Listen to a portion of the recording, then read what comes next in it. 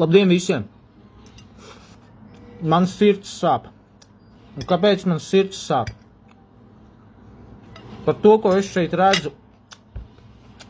Un manī ir milzīga vilšanās. Tad pastāstīšu par situāciju. Pēdējā laikā es biežāk sēžu TikTokā un scrolloju cauri. Un mana personīgā pieredze ir sekojoša. Uzskroloju tur amazing skaistu meiteni no Latvijas, no ārzemēm, jebkur.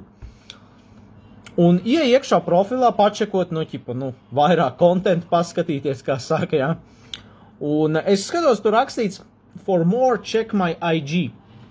Vai uzreiz pat taisno Linktree, un tur zem tā Linktree ir OnlyFans profils viņas.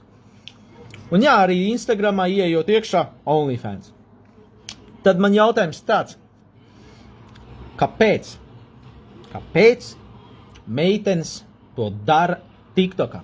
Kāpēc jūs nāciet uz TikTok, kur pa pilno sīkie deģenerāti dzīvo? Reklamējiet savu jobano dirsumu, piedodiet, ka tā es saku, jā, bet kāpēc? To var jebkur citur darīt. Kāpēc jūs nāciet uz TikTok un reklamējat savu OnlyFans? Vai tiešām viss ir tik sūdīgi? Man tas ir iebjās. Un no kādām 5 šādām meitenēm,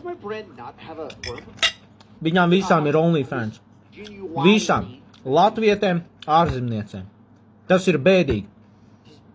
Kā mūsdienu meitenes sāk izvēlēties šo karjeru, bet ne par to ir stāsts. Šodien ir stāsts par to, kāpēc jūs reklamējat to TikTokā.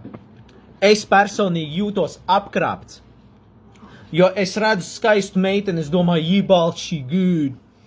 Paskatīšos vairāk viņas kontentu, varbūt piesakošu, mošu kādu komentāru atstāšu. Tad es redzu OnlyFans, un man uzreiz, ziniet, kā krāniņš ceļās. Gan jau jūs ziniet, šīrā. Un mans krāniņš ir šīrāts, un tad viņš ir šīrāts, un viņš nolaižās. Un nav kaifs redzēt kaut ko tādu, un tad es eju ārā, un viss pazūd. Bēdīgi. Kāpēc? Kā jūs ar to sadzīvojat? Pīs visiem.